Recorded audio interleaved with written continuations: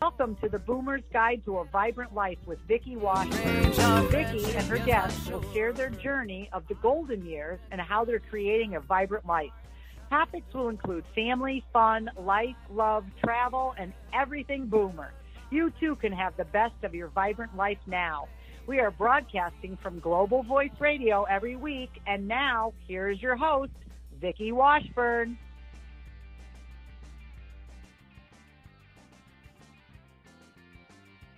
Hello, this is Vickie Washburn with the Boomer's Guide to a Vibrant Life.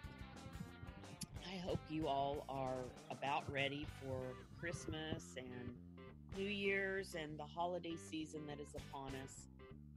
And as we come to the end of the year, I just wanted to share with you today some kind of random thoughts, but hopefully they'll end up in a congruent place, something I've been pondering and, with the loss of my mother recently and still walking through this time of grief that I've been dealing with and trying to maintain my work schedule and all the commitments that I have pondered what I want this next year to look like. Over the last 3 years, I've been doing a lot of focusing on self-growth and trying to figure out what it is I want for my life. Like many of you, this transition of going from being married to single and approaching this time that is supposed to be a time of retirement alone has caused me to pause and to think about what it is that I want. Last week we talked about midlife crisis. Well, this has been my midlife crisis. I have come to a place I never expected to be. I certainly didn't expect to be here at this time in my life. And yet, I have great pride in the fact that I have been able to accomplish many things in the last few years since becoming single.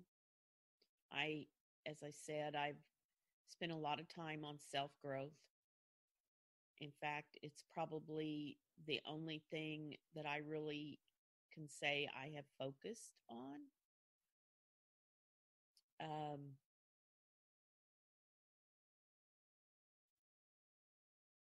I have worked, and of course, when you're working, you have to focus on work. But work no longer feeds my soul like it used to. And I'm sure some of you have reached that point in your life or you probably wouldn't be listening to this. We all reach a time in our life where we want to transition from pursuing success to pursuing significance,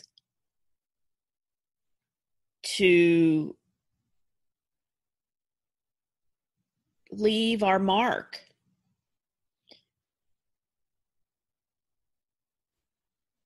To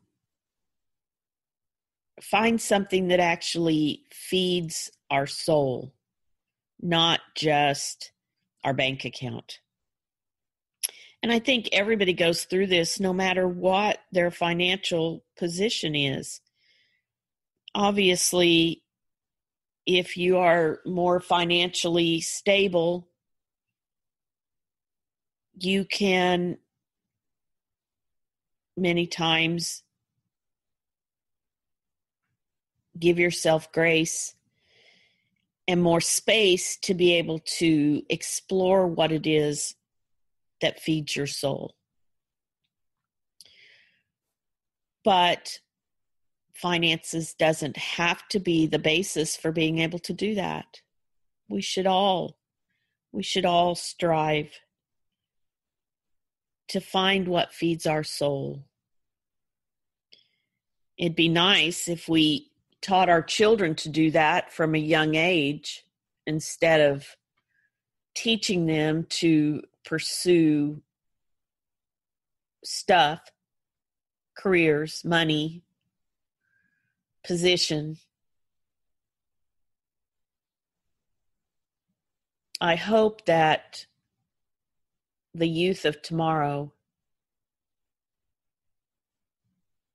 will spend more time in learning how to feed their souls,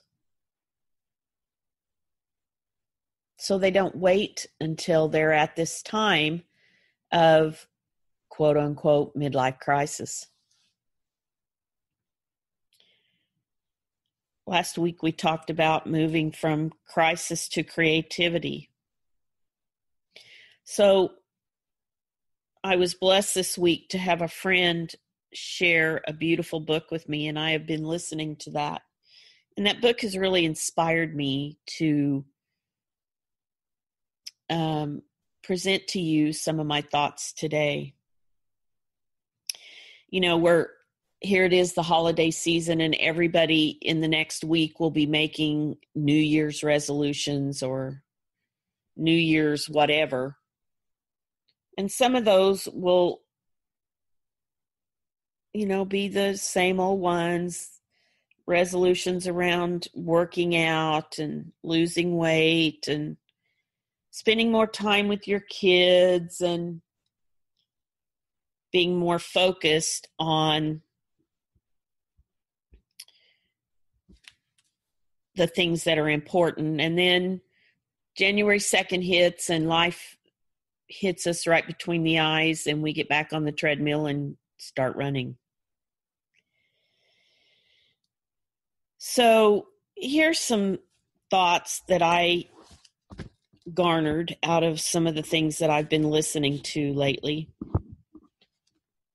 And I hope they'll inspire you as you're thinking about what you want 2018 to look like.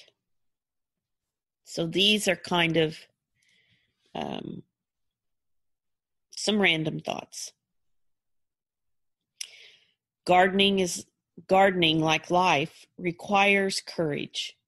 We must be willing to cut back the old and sit with the bare branches, waiting on growth and trust that it will come. Now, to me, this speaks of letting go of things that no longer serve us. And sometimes that stuff, cleaning out your house and getting rid of stuff that is just a burden to clean and to keep and to maintain. Sometimes that's people who are toxic or in some way keep your soul from growing. Sometimes that's jobs. Sometimes it's location. What kind of things do you need to cut away this year? Are you willing to sit with the bare branches waiting on growth? Do you trust that growth is coming? Life sends you messages, and if you don't get the message, you'll get a lesson. And if you don't get the lesson, you'll get a problem. And if you don't deal with the problem, you'll get a full-blown crisis.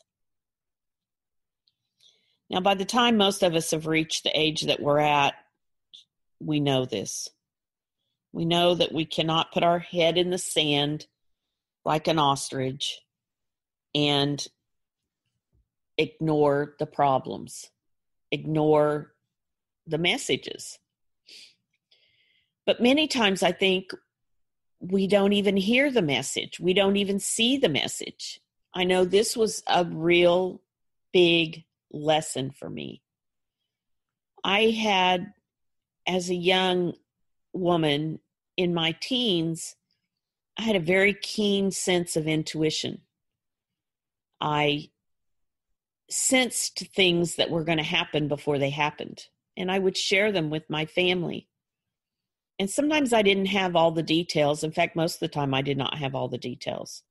But I had enough of a sense of something either good or ominous that was getting ready to happen that I could share that with people. And I felt led to share it with people. And sometimes they thought I was a little kooky, and that was okay. I didn't care. It seemed important to share those things. Then life got busy, and I had kids, and I had a spouse, and I had problems, and I had life and work and all those things. And my brain was so preoccupied with all the things every day that my intuition just kind of shut off. It was like a switch.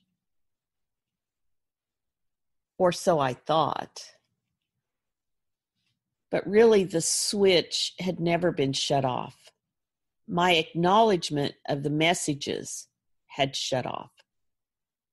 I quit listening to my intuition. And because of that, I missed the lesson. And because of that, I had problems. And because of that, sometimes I had crises.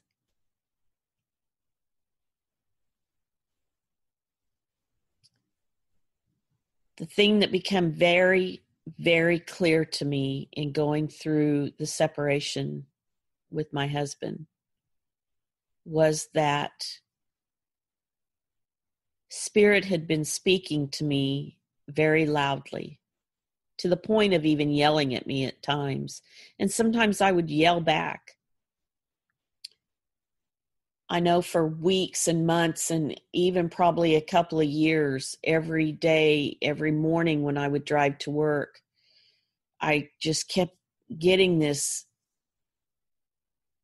voice in my head telling me a change was coming. And yet I did not want it. I ignored it. I argued with it. I screamed at it. I did not want the change.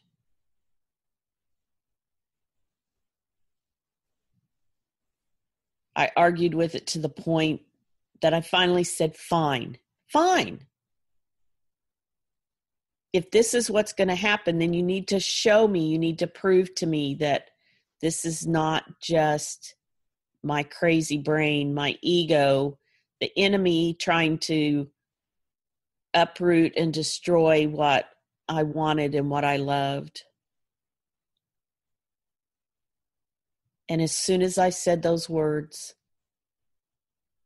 you have to prove it to me, you have to show me, the evidence was dropped in my lap of the change that was coming.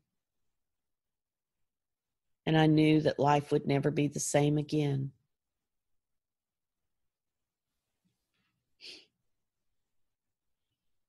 What messages are you ignoring? Do you need to get quiet and listen to the messages? Do you need to quit arguing with Spirit? Do you need to ask Spirit to give you proof? Because Spirit will. Spirit's funny that way. When you challenge Spirit, Spirit is up to the challenge every time without fail.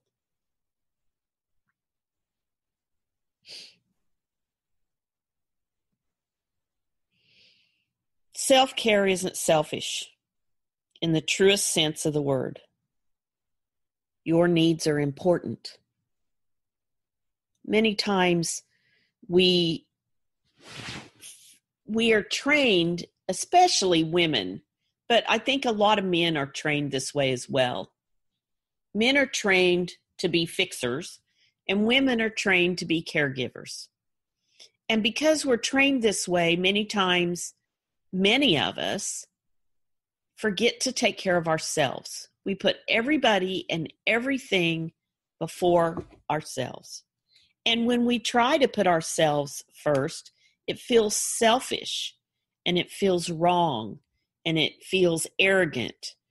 And in truth, God commands us to take care of ourselves. God commands us to love ourselves. God even speaks to the fact that we do love ourselves. And yet I think that many of us as children internalize something that keeps us from loving ourselves, that keeps us for accepting that we are divinely created, that God created us perfectly for this time and for this life. And that the things that we go through and the things that we internalize are the lessons that we are to learn. They are the things that we are to overcome. They are the things that in healing, they bring us back to God. In laying those things at God's feet, we draw closer to Him. Now, if you're listening and God is not your thing, that's okay. I don't care. I believe in God. I believe in God. I believe He's with me. I believe He's in me. I believe He's around me. I believe that His Spirit is in me and gives me strength every day. Sometimes my ego doesn't want to let my spirit, the Spirit of God that's in me, speak truth. And so my ego, which in my opinion is the devil, the enemy that the Bible speaks of, that comes to kill, steal, and destroy, because that's what our egos do. They tell us lies. They don't tell us, our egos don't tell us the truth of our soul. Our egos tell us the truth of the world. And that really isn't the truth. So back to self-care. If you don't take care of yourself, how in the world can you take care of another?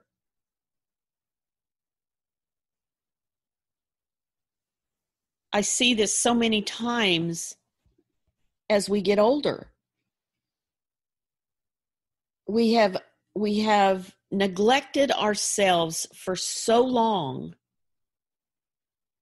that we physically start falling apart. I'm seeing this in somebody that I love dearly.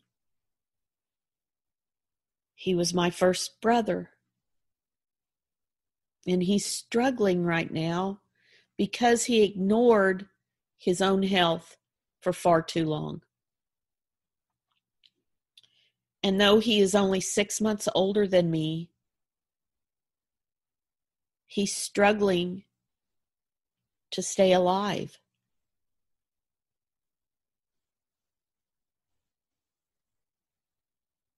Self-care is absolutely important. You know, the world today is struggling, especially in our country, is struggling. You hear about it on the news with opioid addiction. This is a screaming symptom of people not practicing self-care. They are not healing from the hurts of their souls. And in ignoring those things, they are self-medicating with drugs that are destroying their physical body, that are destroying their minds. Self-care is so absolutely important. And self-care can be a simple thing. It can be simply taking a walk. It can be eating healthier. It can be doing yoga, which is one of the things I want to start to do. It can be not talking badly about yourself. It can be being grateful every day. Self-care can be setting boundaries. It can be taking a bubble bath.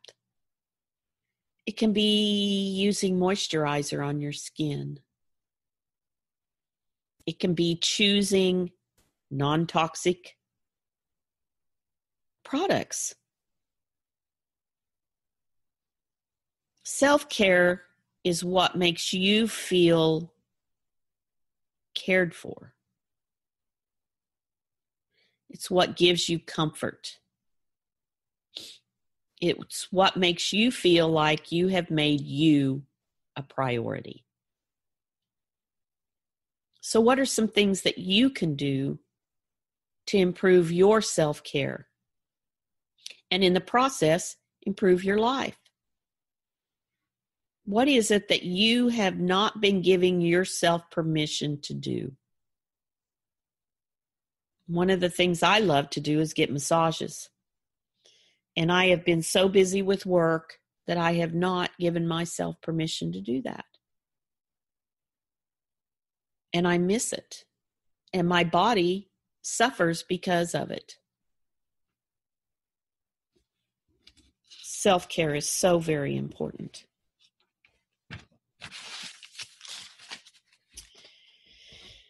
Setting boundaries is a sign of integrity, a sign of self-love. Self-love is honoring God. He gave you this body, this personality for this time, and you are told to honor and care for it. Sometimes setting boundaries is a hard thing to do. In the addiction world, they call it tough love. Sometimes. But just as you have boundaries on your property, and you would not allow someone to move in and set shop in your front yard, you have to set boundaries in your own life. You cannot allow people to move in and set up shop and hurt you repeatedly. You have to set boundaries so that you feel safe and you feel comfortable. These are all lessons that I've learned. I'm just sharing things that I've learned. Some of these things are things that I needed to hear myself. All change begins with the truth. Speaking it and honoring it is the beginning of change. So I would challenge you today to sit down and write some things. Write about yourself. Write the truth. Get it on paper. Read it. Be honest with yourself. If there's changes you want to make in your life, the only way you can make change is to know where you are. You have to know where you're starting from before you can even begin the journey of getting to where you want to be.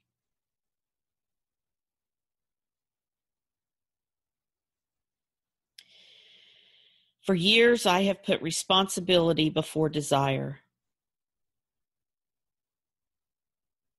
I have the strongest suck it up muscles on the planet, I swear.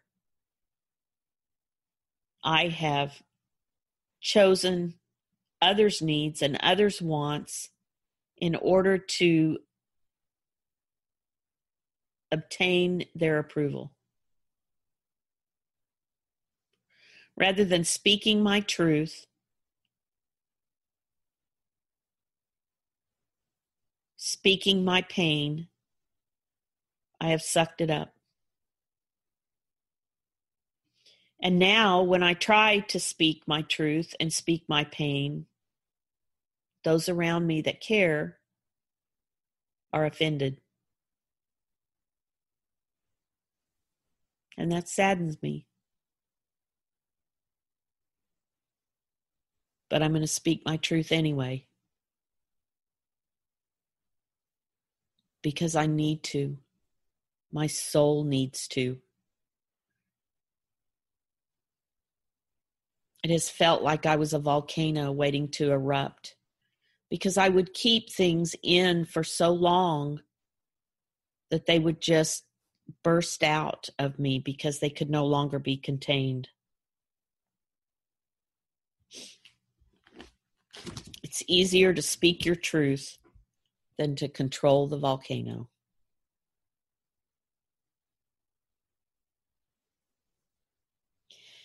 I have traveled a lot, but now it feels weird to travel and enjoy being a tourist without my husband and family to share it with. This is something I'm working to overcome.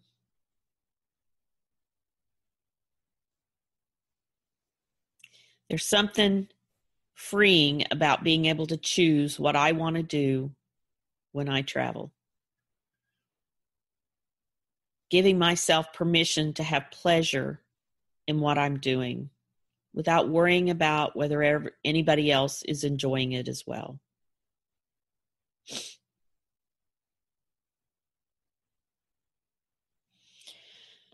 I overbook myself sometimes, and this leaves me anxious and somewhat angry, obviously, at no one else but myself, but it feels like I'm angry at others. When I decided to take on doing this radio broadcast, it was before my mother passed. And the first episode was due shortly after she passed. That's why I did it on grief, because I really didn't know how to get through it and to actually put anything together without it being on where I was.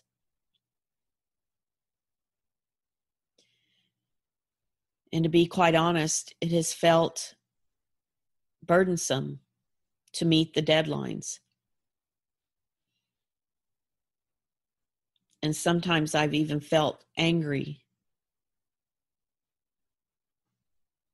And yet, I so wanted to do this. So I'm just going to power through it. I've got strong suck it up muscles. I'm going to power through it because it brings me joy. And that's part of self-care, is to find those things that bring you joy and to ignore the ego that's trying to be angry. But I also have to learn to not overbook myself. I have to learn that part of my self-care is to give myself time and space.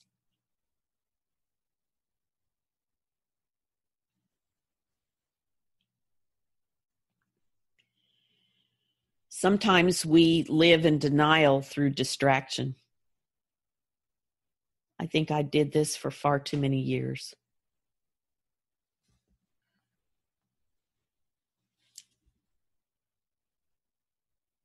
If I was honest with myself, I think the distractions of life is what kept my marriage going.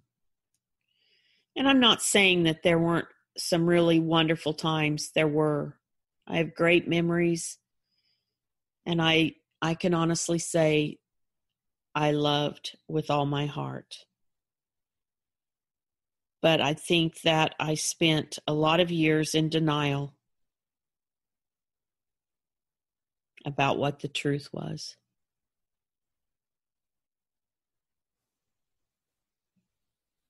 And then I was angry that I had wasted so many years.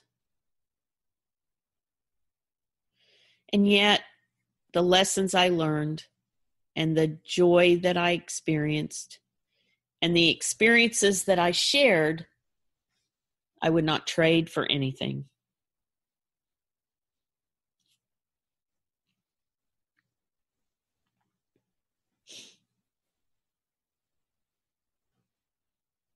Pay attention to images that show up in your dreams or surroundings. They may be linked to the messages that you are supposed to be listening to. This is definitely one of the lessons that I have had to learn these last few years. I have lived my life caring for others before myself. I was groomed to be the caregiver at an early age, and I struggled to say no in fear of disappointing others or in fear that they will no longer like me. And yet, as I enter this time in life, I find I miss being needed, and I find I waver back and forth between wanting to be needed and wanting to be free. I struggle to find balance in so many areas of my life. I hate housework, but I envy order in others' homes. Maturity makes it easy to drop pretense. Yet I'm afraid to be real sometimes. I have no interest in minimizing myself for others to be comfortable, but it is a struggle to not minimize myself. Convention isn't always the easy path. There are some things in life worth surrendering for.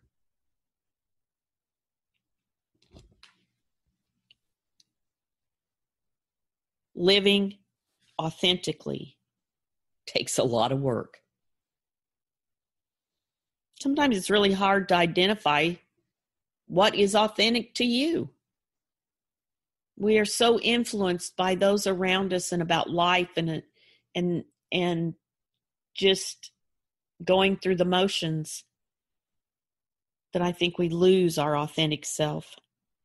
And part of a midlife crisis, I think, is our soul calling us back to our authentic self.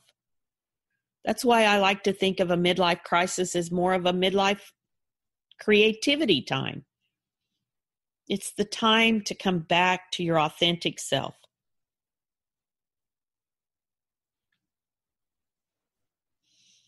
Sometimes we have to give up something we want for something our soul needs. And when our soul need becomes so strong that we can no longer ignore it, sometimes we have to do the painful process of pruning. This is what I experienced. Isolation only makes things worse for me, and yet it feels safe and comfortable. I vacillate back and forth between wanting to be busy and going and going and going and just wanting to hibernate at home and not seeing anyone and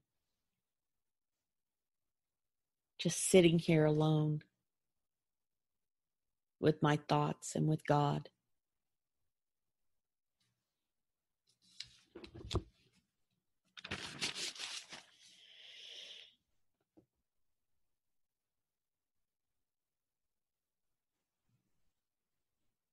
I have decided that it's time to get my need for connection met.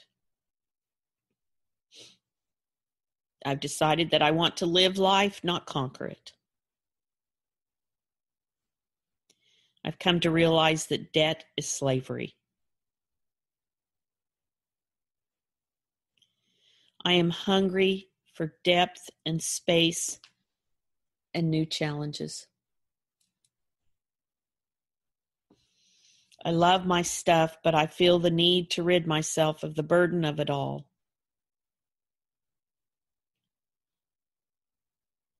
I want to travel to live the nomadic life, but the thought of being away from my family makes my heart hurt.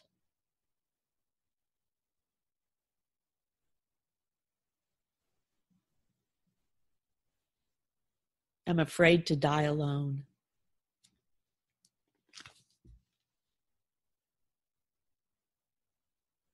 I want to make a difference in the lives of others, but my ego says, who the hell do you think you are?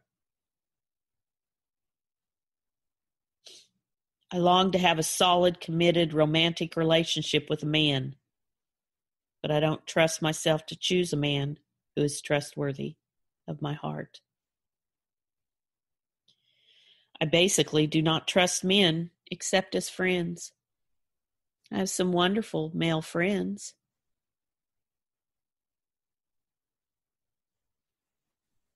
but they are kept at an arm's length to an extent.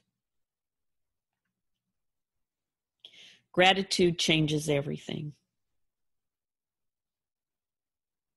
This is a lesson I have learned very strongly over the last couple of years, and I have spoken of it often.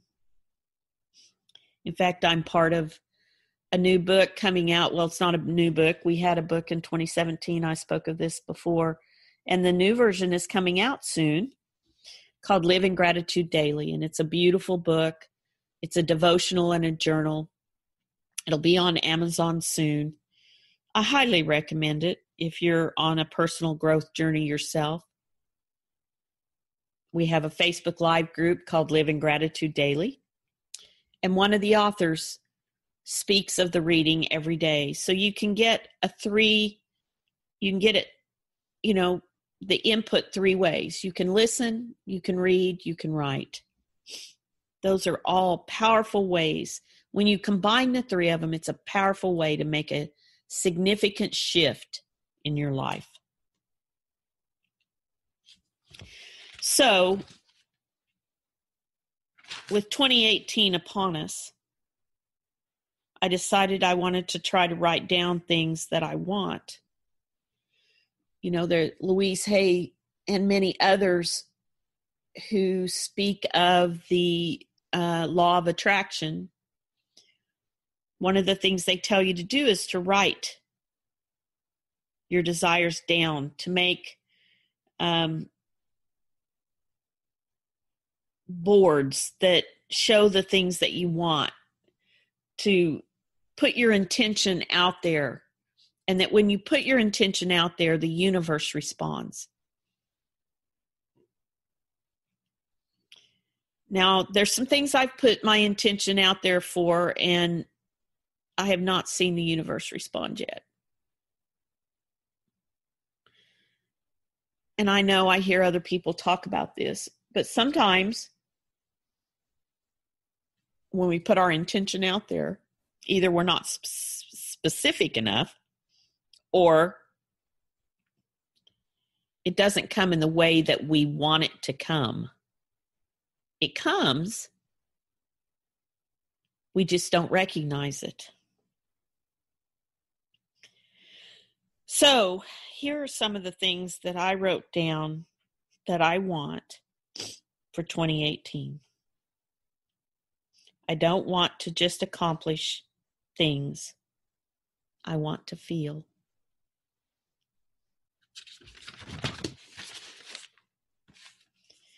I want to feel comfortable in my body. I want to be connected. I want to travel. I want to experience beauty. I want to experience wall-rattling sex that feels like a spiritual experience again. I want to have someone to share my daily life with. I want to be creative more through photography and painting. I want to let go of the past. I want to laugh. I want spontaneity. I want to do yoga regularly. I want to release what is burdensome, whether that's stuff, people, or projects. I want to share a life. I want to smile.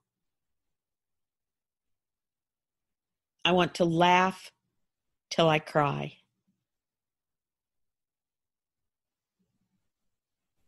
I want to stand in wonder and in awe of God's beautiful creation.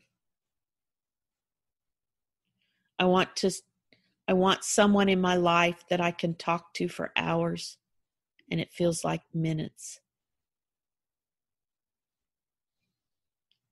I want to share deep spiritual conversations. I want to be connected. What is it that you want for 2018? What are the things that you want to change? How are you going to do self-care? What would bring you joy? What would make you laugh till you cried?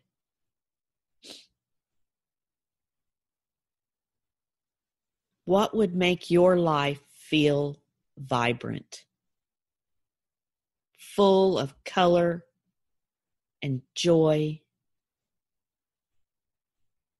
What would make you feel like you were growing again? What do you need to prune away? I hope you'll go to my Facebook page and leave me a message. Share with me where you are. Share with me what you hope your 2018 would be like. You can join me on my Facebook page, My Life Redesigned, and share your thoughts. I look forward to connecting with you.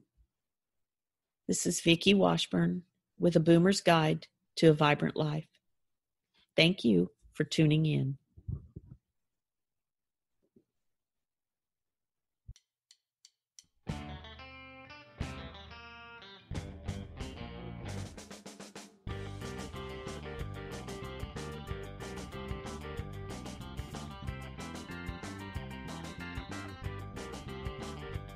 Host of The Boomer's Guide to a Vibrant Life. Connect with Vickie at www.globalvoiceradio.com. Tune in next week for another edition of The Boomer's Guide to a Vibrant Life on Global Voice Radio, where your message and your voices are heard.